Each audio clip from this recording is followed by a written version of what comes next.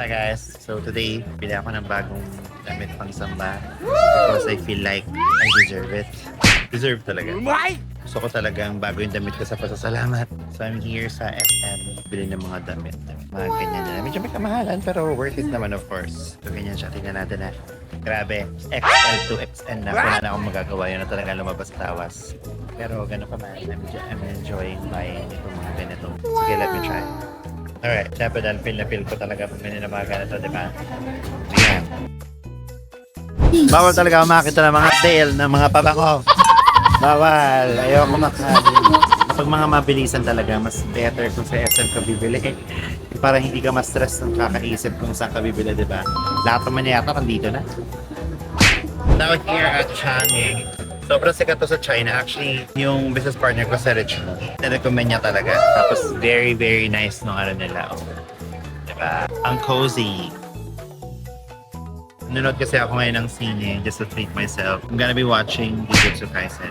May dalak na siyang Changi, I don't know. Bongga na mga previous nila, oh. 499 tote bag lang. Wow, ah. 2,000. Tumbler nila 1,000. O, pa. Grabe, ah. Pero ang ganda naman, friend. Bongga na lagayan. Cushion na talaga, di ba? Love it.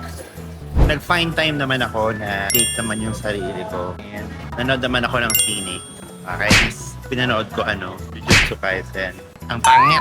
Sayang pera. Okay naman, tagal ko na rin din nakakanood ng sine eh. So, di ba, sa business, kahit paano you find time for yourself, mag-enjoy ka din naman somehow. So nga lang, sumobra ako sa calories intake ko. Pero, ay ano to? Mr. Boss? Ganda rito ah. Parang nga laruan yata. Minsan napapaisip ako, gaano kadaming tao ang inner ni SM para makabit tong dami ng Christmas lights na yan. Technically, calorie deficit ako pero wala eh. Gutom na gutom pa rin ako at this very hour. Pero yun, nandito ako ngayon sa favorite kainan namin ng mga bulalo ng team ko. Sarap kasi dito. Mamaya pakita ko sa inyo yung laman ng sabaw. Sobrang sarap. Pero talagang lang ako. Laman ng beef lang. Sabi ng coach ko, beef daw para pang protina. But I don't know like how many calories are there. Baka kung hindi kumain na masyadong madami, okay?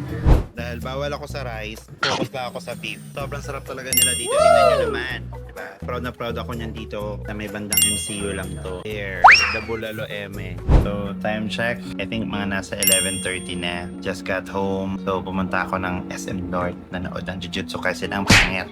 Tapos, kahit nakaka-aldef ako, lumagpas ako sa calorie intake ko, wala tayong magagawa. Pero, the very reason kung bakit kasi din ako nanood, very draining talaga ang araw na ito. Two of our clients technically wanted clarity over the service that we're doing. Talagang ginawa ko naman yung best ko to explain yung mga clients na hindi ganun ka-happy with the performance ng store nila and what will gonna happen sa partnership. No?